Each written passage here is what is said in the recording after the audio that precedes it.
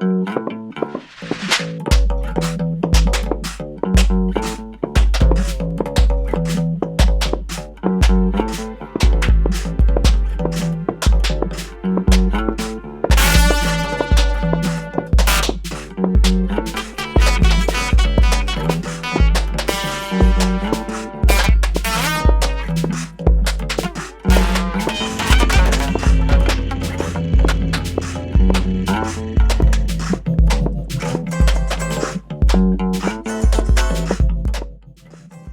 shall we get started? Why not? Why not?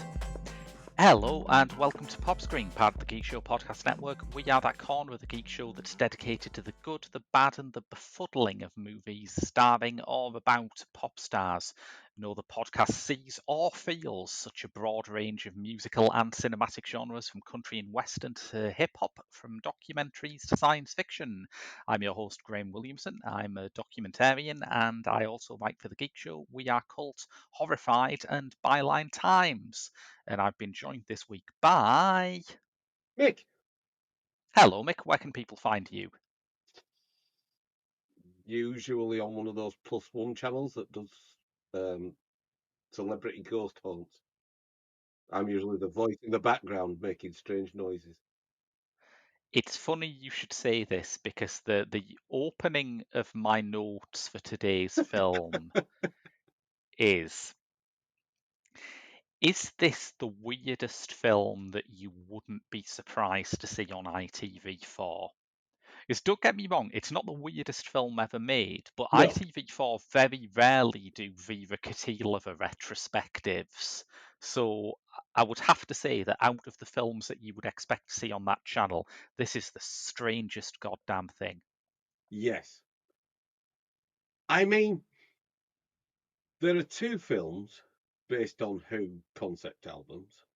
And we've covered them both. Yes.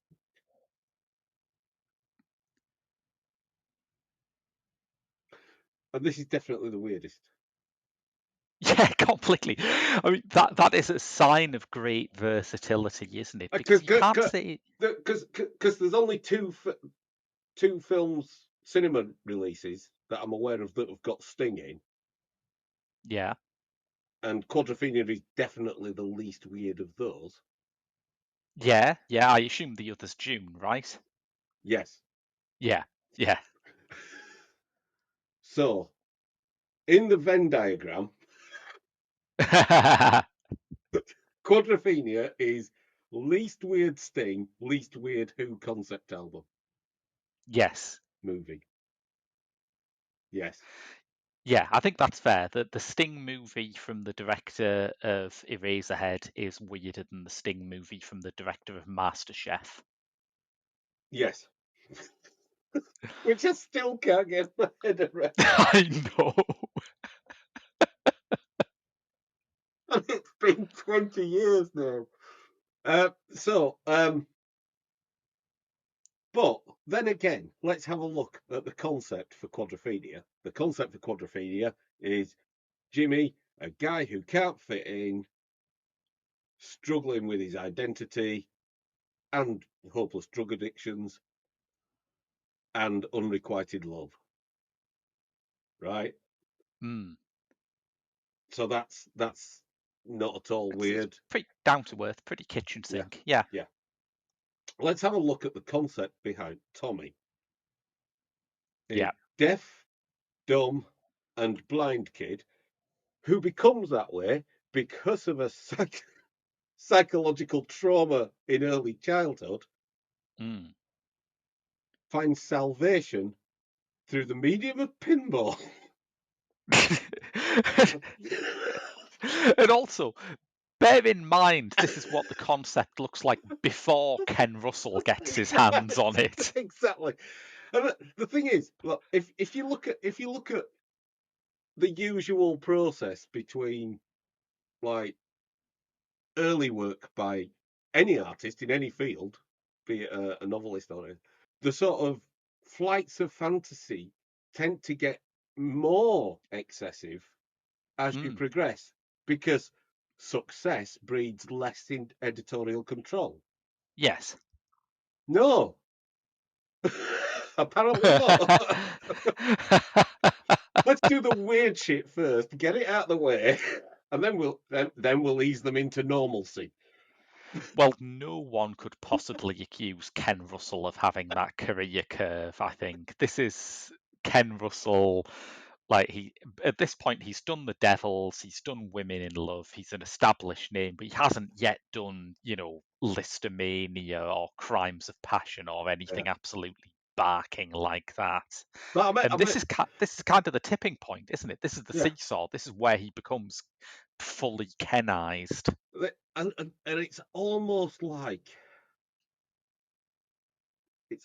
like he's playing chicken with the concept, Mm, because clearly the Who are there, and it's their yeah. source material that is being adapted, and it's almost like he's playing chicken, and it's like, right, this is what happens in this bit of the album, so right.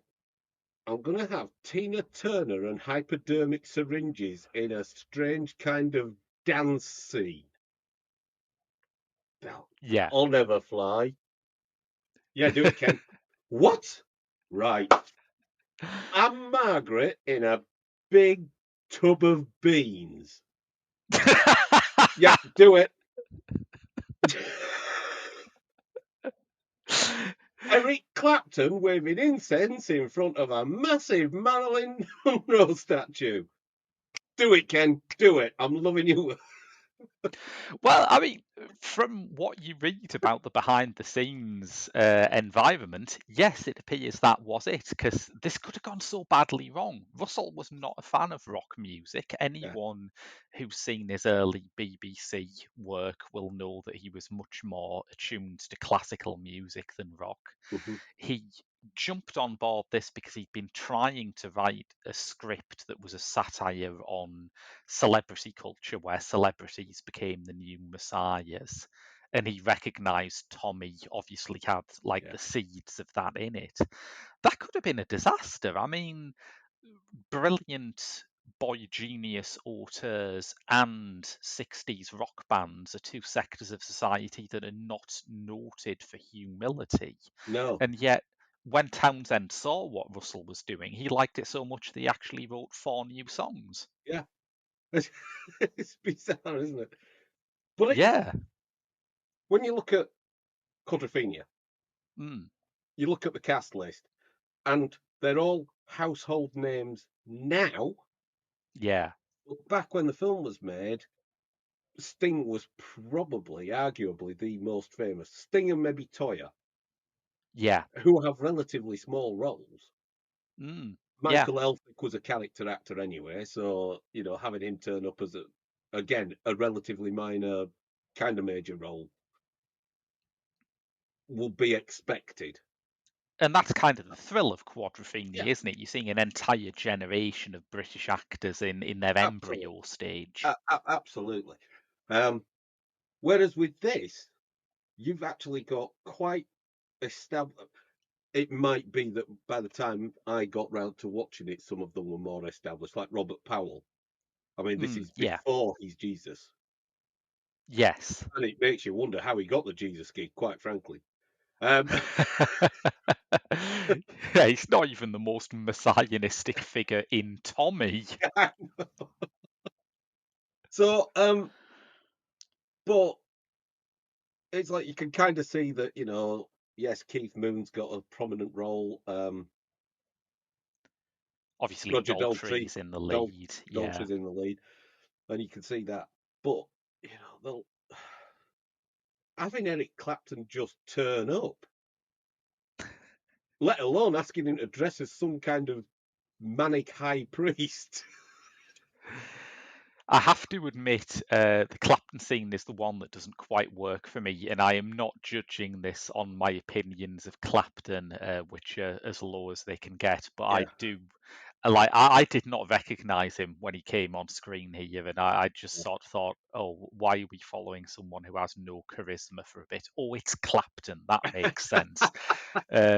So yeah, that's the Achilles heel. But I mean, this is a film with Jack Nicholson in I it. know, right? I mean, Oliver Reed is a big star, but he's a Yeah, big star who we've already established will follow Ken Russell to the ends of the earth yeah, and do any insane shit he asks. But absolutely. Jack Nicholson, I know. It, it, and this is the thing with it's like even at the time doing a film based on a concept album was a big risk for a studio. mm, yeah, And if it's a big risk for a studio to put money into it, it's an even bigger risk, surely, for an actor's career to be associated with it. you would think, yeah, and yet, as you say, everyone and their mum in this. Yeah. So yeah, it's The Tina Turner scene that you yeah, mentioned lives big in my notes because I wrote in my notes the pullback from an unconscious Roger Daltrey to through Tina Turner's legs that then yes. cuts to a close up of her grinning maniacally is the zenith of rock music cinema. And then afterwards, I scribbled that out and said, "No, wait, it's the Elton John cameo." I mean, Tommy is the gift that keeps on giving. It really is. Um, It's miraculous. yeah. I mean, So can we talk about that Elton John cameo? That is the bit that people probably remember the best. It's the bit that has a kind of independent fame outside the movie, and yet yeah, I still don't think anything can prepare you for it happening. because I think arguably outside of the outside of the realms of the movie, Mm. Elton John's version of Pinball Wizard is arguably better known than the Who's. Yeah, quite possibly. I mean, there's a scene recreating this number in Rocket Man, the Elton Mm, John biopic, which is odd considering there are some very famous Elton John written songs yeah, that do not appear in that movie. yeah. So, um, I mean, the budget for that scene alone must have been astronomical. Just for Elton John's heels for a start. Well, that's the thing. When you actually sit down and read the lyrics to Pinball Wizard, you realise, oh, it's about a kid who used to be the best pinball player in his like community, and now Tommy is the best pinball player, and he doesn't get why that is. And I think it does take Ken Russell to look at that and say, all right, but why doesn't he wear 3 foot tall platform boots? I mean, this is it. It's the first time I've seen platform boots where the platforms have actually come from an actual railway station. It's it's it's it's such a ridiculous over the top thing. It it's a joy to behold, but also you sit there going, "What?" Yeah, there is a review of it from the New York Times by Vincent Canby, which I think still holds true as a snap judgment, because obviously we're looking at this with the benefit of decades of hindsight, Mm, but I do feel bad for anyone who had to make sense of this thing at the time. yes. And yet Canby gets it pretty much spot on by saying it might just be the most overproduced movie ever made, but there is wit and reason for that. Mm, yeah. I mean, the opening sequence Mm. about Robert Powell's character and the birth of Tommy, I think is a not adequate preparation for the rest of this cheese dream. What could be? But it's an inordinately powerful depiction of that uncertainty of wartime, Yes. of a mother about to give birth to a child whose father is not coming home, and seeing the two things happening in parallel, the cuts between, and Yeah, and I think it has that kind of there's a particular kind of imagery where you know that it's a director from Fellini's generation. Yeah. And I think when you have the windmill girls leaping out of the bombed out music hall in Mm. like frilly underwear and gas masks, you think, oh, like that's that, isn't it? That's Yeah. that Eva. No one else really ventures that kind of grotesque but memorable imagery anymore, I think. Yeah. And and uh, and to me, it's one of those things that it's tricky Mm. to make the link between that and what follows. And I don't know whether I would have preferred the rest of the film to kind of follow in the same vein, or whether I like the batshit craziness that ensues. I'm going to do whatever the opposite is of really shocking you here and say I liked the batshit craziness of whatever follows I tremendously. well, I don't dislike the batshit craziness. Mm. It's just the sort of it, There's a heart to the beginning, I yeah, guess. yeah, Yeah, that's lost further on. I think yeah. it lends a certain unevenness to the proceedings. I think that the opening does make you feel more. The rest of it kind of batters you into submission. But in terms of films that operate by beating the audience into submission, it probably does it better than anything else I've Yeah, ever seen. yeah, yeah. So we should talk a bit about Tommy's parents. Anne Margaret here reminded me a bit of Julia Lennon. She did make me wonder if all of the 60s generation of rock stars had some sort of formative trauma about their mum buying nylons during the war. I have to admit, I I watched Tommy for the first time at a very delicate stage of a young man's development, and for that reason and that reason alone, Anne Margaret will forever rank highly in the pantheon. Yes.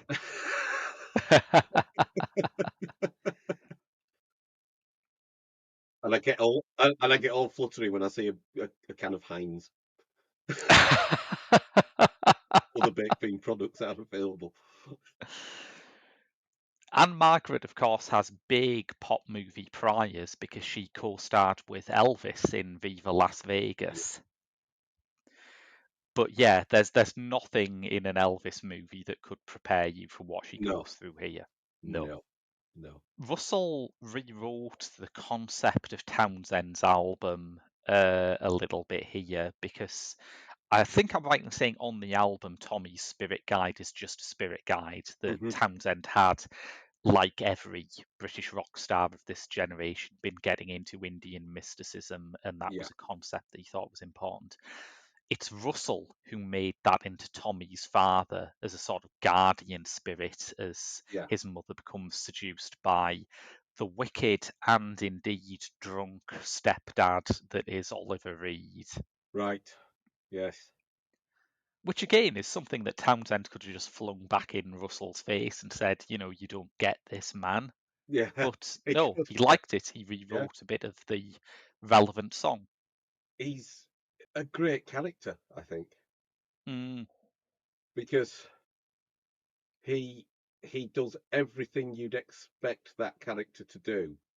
He's got the charm and the niceness yes.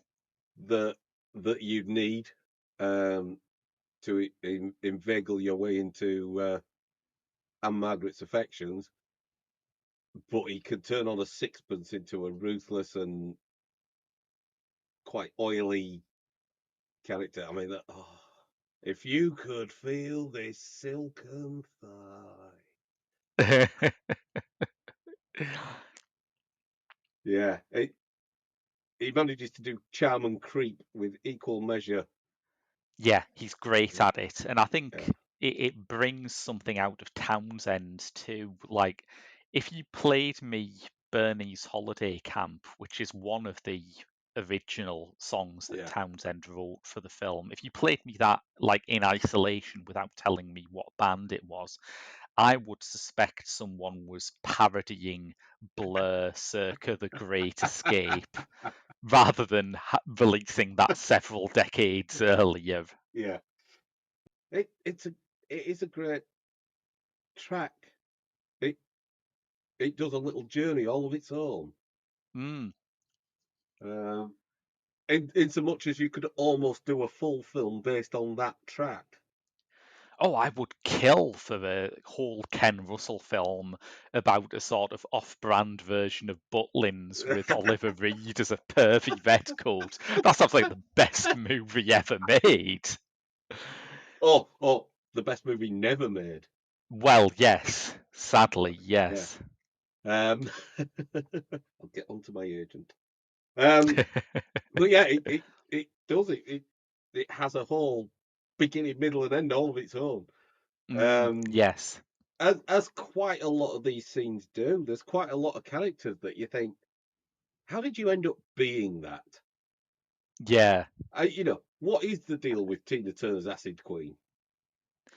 Tina Turner's Acid Queen is another, like, weirdly precognitive aspect of it because I have read and recommend to everyone Ken Russell's autobiography, A British Yes. Picture, where he says that as part of the research for Altered States, and because it was a different time, the studio sent him away to basically have a sexy lady inject morphine into him, which I think now the lawsuits would be flying over. Absolutely. Um, Yeah. but the Acid Queen predates that and yet feels exactly like that anecdote. Yeah. I question the efficiency of injecting Roger Daltrey with morphine using a sort of Iron Maiden with loads of hypodermic Yes. needles in the side. I don't think you'd hit a vein like that. And that's the thing, is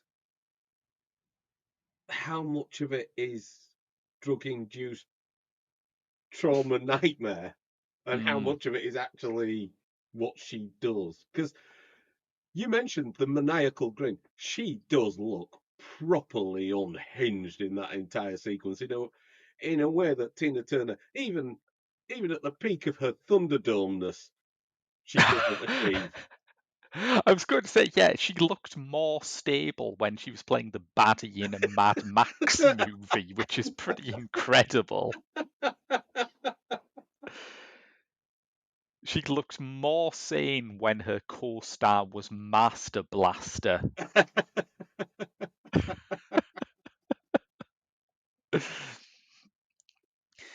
Yeah, it's phenomenal. And there's something really appealing about Roger Daltrey in this. I mean, I don't think I've seen Roger Daltrey act in anything else. I am aware there is a consensus that he is not a natural thespian in his Have you other not seen roles. McVicker? No, never seen McVicker. We ought to do Okay, that one then. perhaps, yes, yeah. Uh, So there's something about his naivety, his kind of yeah, wide-eyed, I'm not a real actor gaucheness that actually makes Tommy really relatable in yeah, this. It's what yeah. you need. And there's a there's a thing, isn't there, that the thing within within the pantheon of pop stars who crossed over into the acting world, Mm, um, they've usually kind of stayed within a sort of manageable limit of what's required. yeah, But not Roger Daltrey. No. Right. no. I'm not just going to play someone. I'm going to play someone that I've never, ever been, which is a deaf, dumb, and blind kid. Because I like a challenge, me.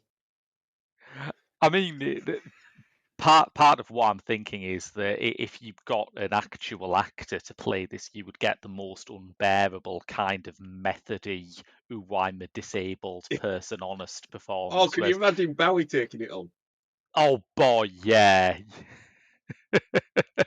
through the medium of mime?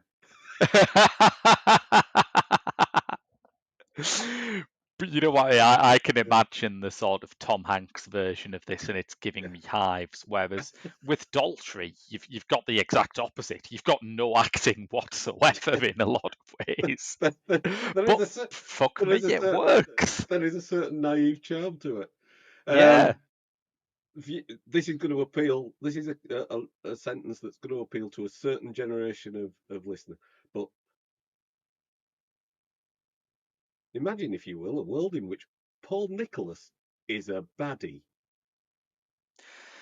Right, now, hang on. Elucidate this to me, because Paul Nicholas as Cousin Kevin was a performance that really stuck out for me, and I think Cousin Kevin is a really underrated song in Mm. general. But what do you know him from? Just Good Friends, and the '70s disco hit "Grandma's Party." Google it. Whoa! Right, a 1970s record about grandparents Having a is party. not a good start, I think. No, it's Grandma's Party tonight. Not if I have anything to do with Go- it. Google it. Do it now. Um, so yeah, Just Good Friends, where he played lovable Vince. Right.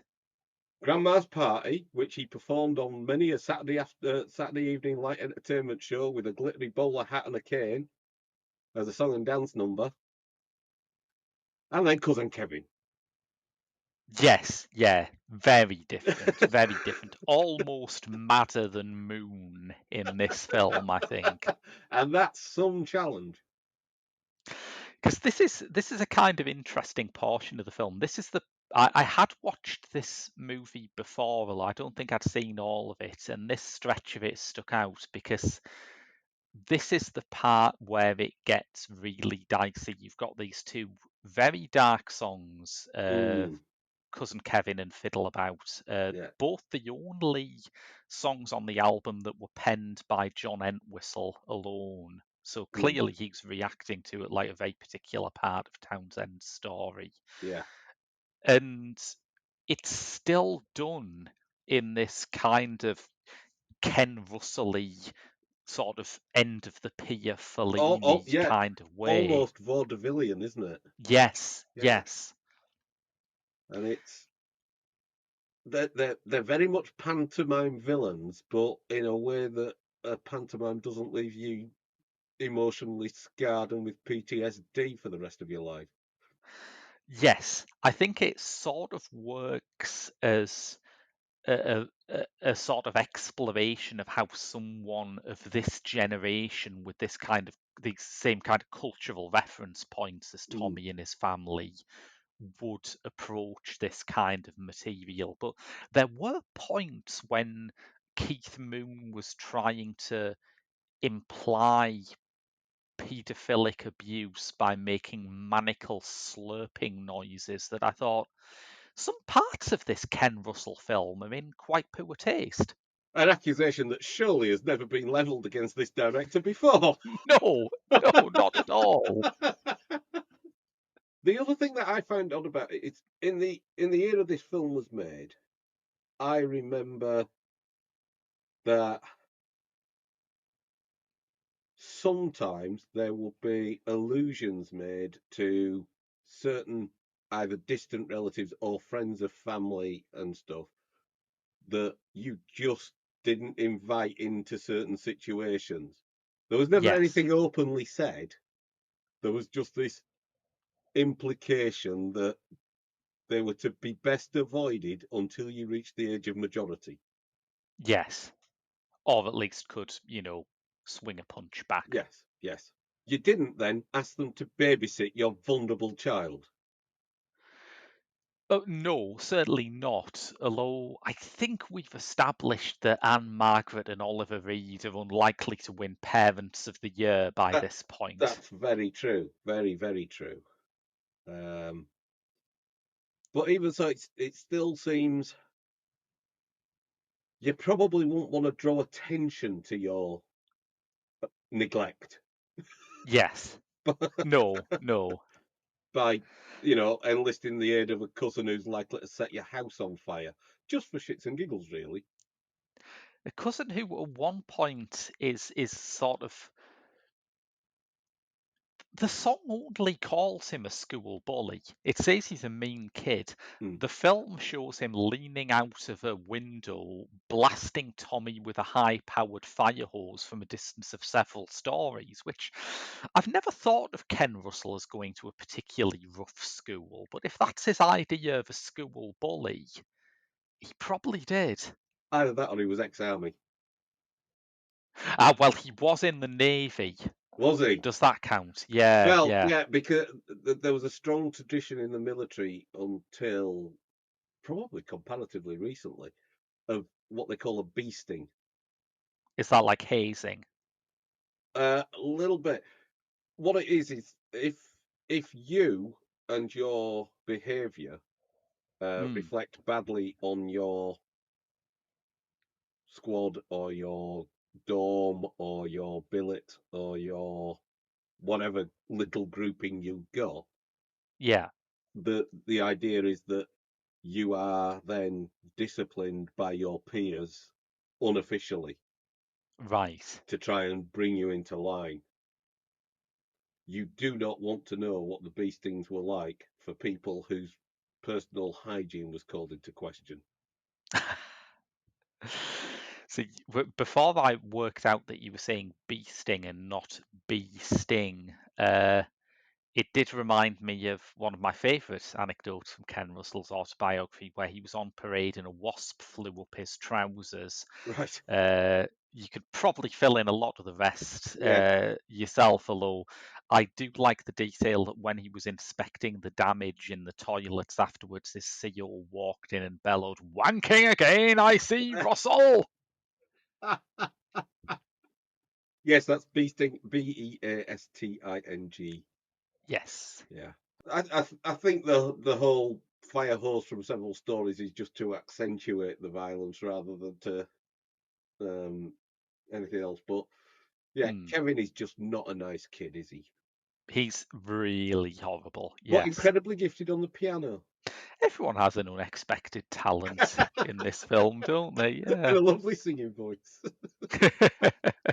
We're on our own, cousin. Yeah, I think one of the things that did make me kind of did sort of suppress my qualms over this section of the film is that it is brought back in particularly ingeniously, where at the end, when Tommy has got what in another version of the script could have been a happy ending, where he's been accepted and Mm, fated as a new messiah, a genius, a visionary, yeah, that becomes part of the same kind of commercialized religion edifice that we've previously seen with Eric Clapton's character. yeah, And Uncle Ernie comes back. Uncle Ernie comes back claiming to be a great advocate for Tommy, claiming to be one of the people who really understand Tommy. yeah, And I think that's such a wonderful way of just pushing home what a sort of gilded cage he's ended up in. yeah, yeah. I think when you strip this film back and you strip back the batshit crazy stuff that goes on in it, Mm, you're left with a cautionary tale. yes.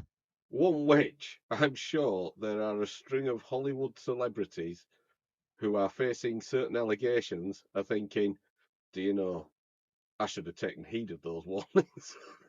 Yes. Yes.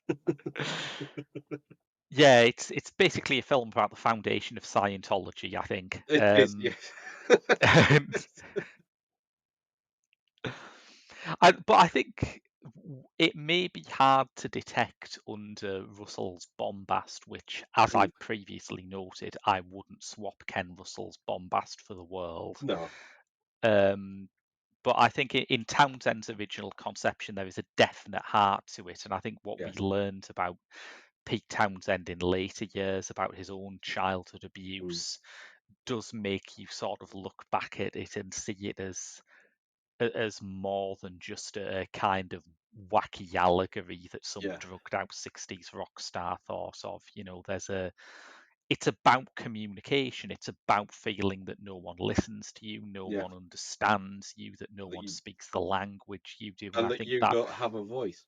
yeah, Yeah, and all of that still gets across, I think, yeah, even under all of the like grotesque, carnivalesque stuff that gets yeah. grafted onto it. But I think there's not much in it that's particularly dated either. Not dated in an unintentional way, I think. Yeah, I mean, obviously, all the World War II stuff is very rooted in the kind of working Yes, class culture of its time, and uh, that's the point. yes, and but the and I think possibly that will lose its meaning over time as we gradually move away from the generation. I mean, the generation before ours that was actually sort of Mm. impacted by the war. Um, we thankfully so far have lived through a relatively peaceful era Yeah, in this ter- country at least. Yeah, in terms of the home front. yeah, So yeah, maybe that bit will, but I think that whole celebrity pad that they inhabit for a while, yeah. that still looks as batshit crazy as anything that would be on Cribs these days.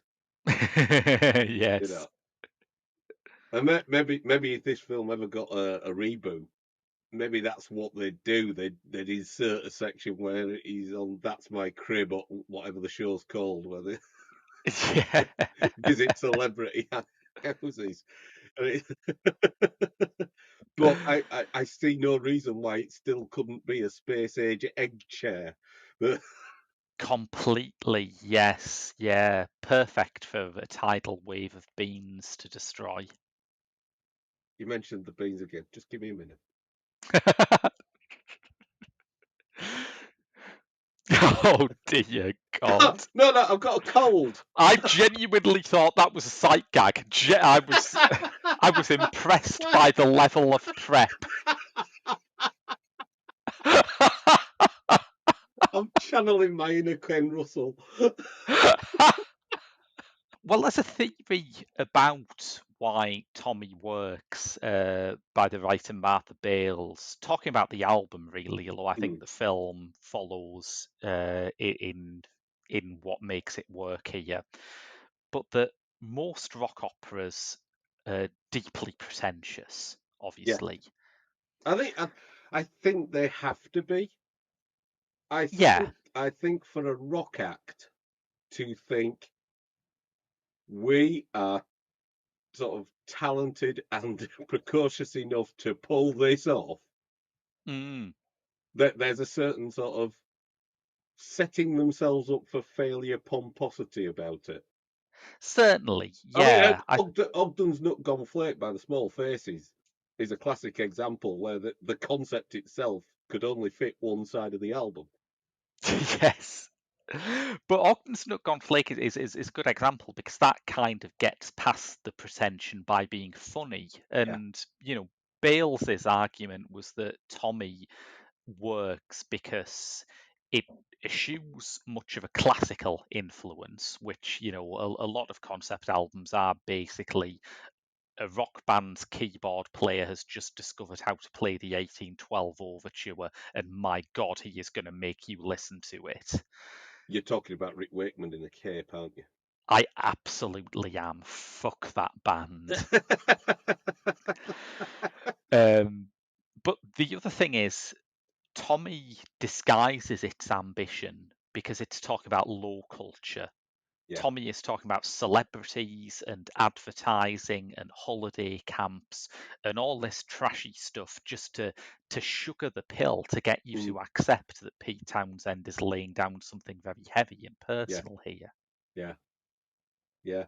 And what what I can't comprehend is how the hell you do this live.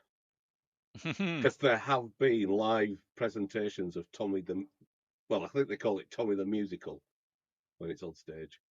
It's not. I mean, Quadrophenia had that very funny problem that the concerts where they played the whole album tended to massively overrun because they had to explain the plot in it, which is hilarious.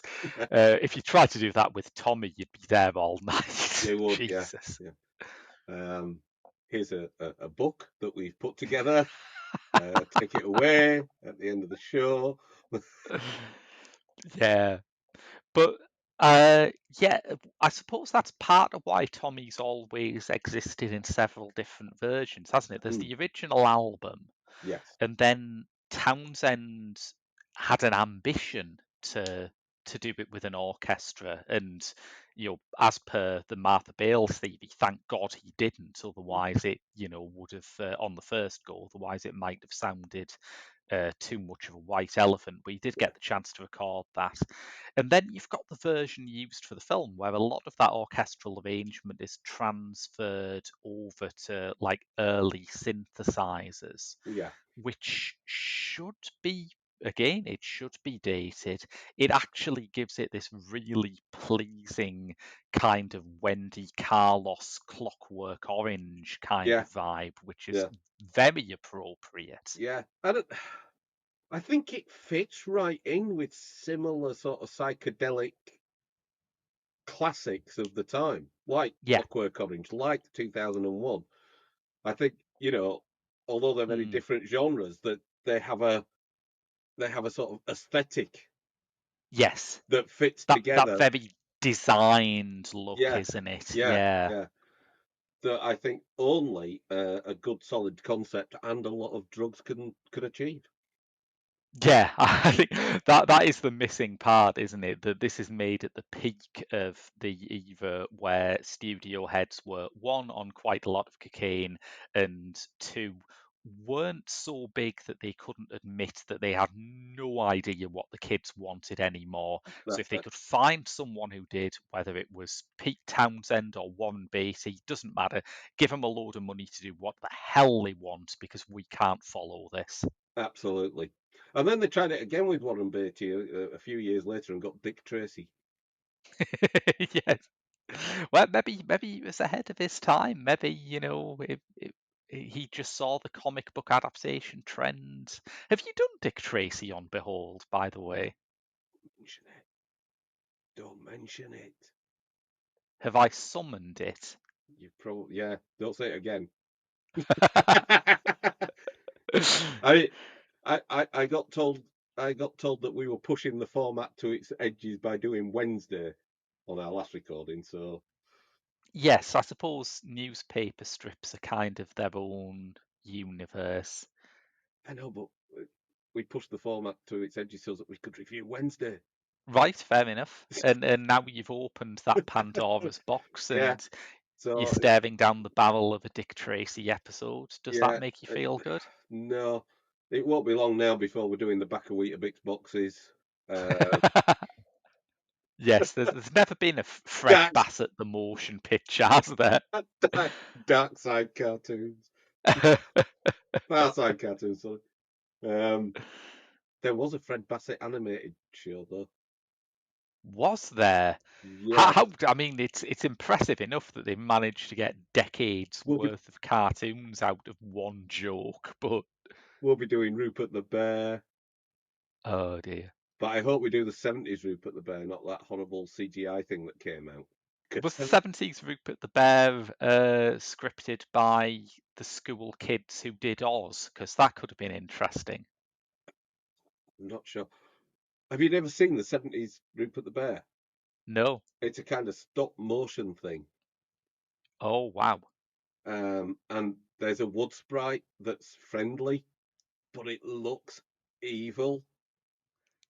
So I, you make I, it sound like Jan Svankmeyer's Rupert the Bear here. I, wa- I was absolutely terrified of this bloody wood sprite, and it was only years later when I looked up the old series that I realised he was a friend of Rupert's. I'm looking this up as we speak. Jesus, yes, that is that's the creature from Little Ortic by Jan Svankmajer. I swear to God. Yeah. Well, I think we should probably rein it back in rather than. I mean, I could talk about stop motion animated wood sprites all day. You know my Yeah, interests, but yeah, yes. You wear that very much on your sleeve. The yes, uh, there it is. wood sprite fandom. So Tommy, yes, less scary than 1970s Rupert the Bear. You It heard it here is. first. Yes, yeah. Yes. Are you aware of how the pinball plotline got into Tommy, by the way?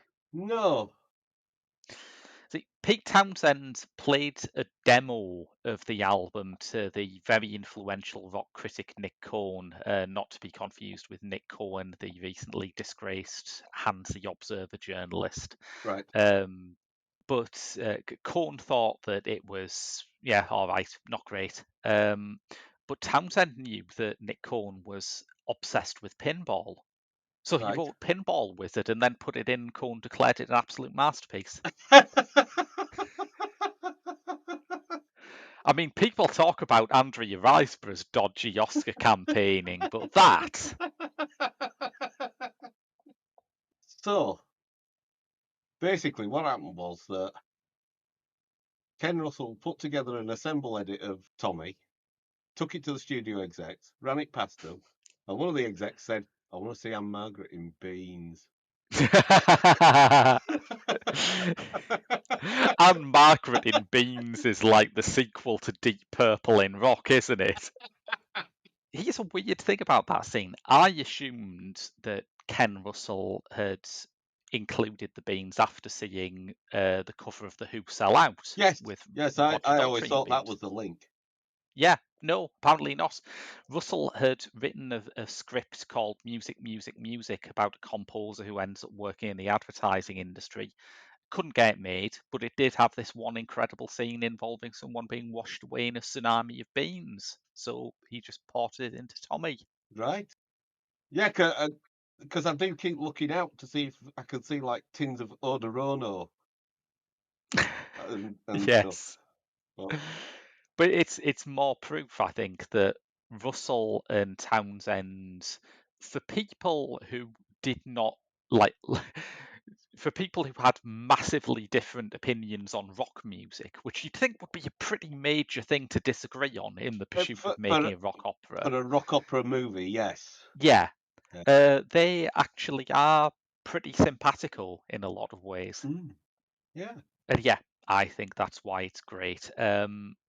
That we normally take some time to note any Doctor Who connections to any movie we cover. So to close out, would you like to take a stab at what the Doctor Who connection is here?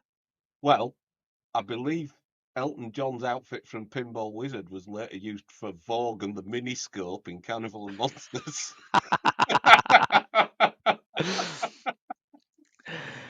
uh, no, executive producer on this is Beryl Virtue, Ah, who, for listeners who were unaware, was the agent for a young writer called Terry Nation. And when Nation submitted his first script for Doctor Who, Virtue made the, in retrospect, very canny suggestion that he should insert a clause into his contract that says he keeps the right to those Dalek thingies he's just yes. written about.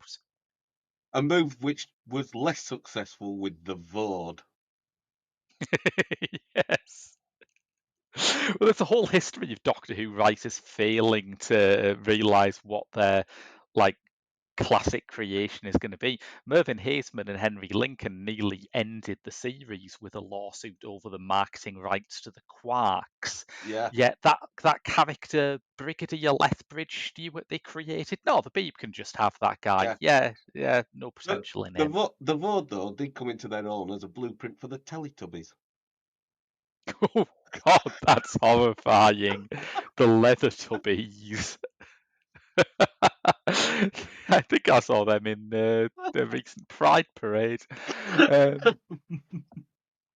Do you horrible, crowbar yes. those Who links in just when I'm on, or It's mostly when either you or Matt Cunliffe is on. Yes, I think if I was making these connections to Rob, he would stop doing the podcasts with me. We still have to get you and Matt Cunliffe together for an episode at some time. It nearly happened with Slade in Flame, but I'm just fascinated by the fact that you two are exactly the same person in all regards, other than your opinion you, on Smith's related films. you know what the perfect one would be for pop screen. Oh, Daleks Invasion Earth 2150 AD. and cover Bernard Cribbins' pop Musical career. career. Yes. I've just sold that concept to you, haven't I? You have. You've sold it. That famous movie where Peter Cushing defeats the Daleks in their control center by going, "Look over there." Yes, right, said Fred. Now we're getting somewhere. Absolutely. Well, I think that, I mean, it covers Tommy as much as you can cover Tommy, right? I I'm mean, not going to say that's the definitive exploration of Tommy, but it's as that good as we can get.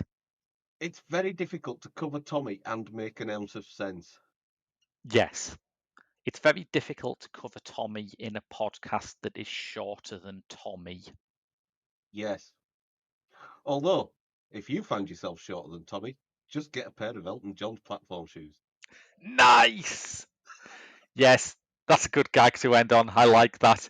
If you enjoyed that gag, but also this podcast, you can donate to our Patreon at www.patreon.com/The Geek Show, where you'll get a bonus episode of this show every month. We are planning a Roger Daltrey follow-up. We have not decided which of his other screen vehicles we will choose yet. As well as Rob's reviews of overlooked Asian cinema, my Doctor Who reviews, our other movie podcast last night, and tons more. But until then, that's been your lot from Pop Screen for another fortnight. I've been Graham. And I've been Mick. And we'll see you later.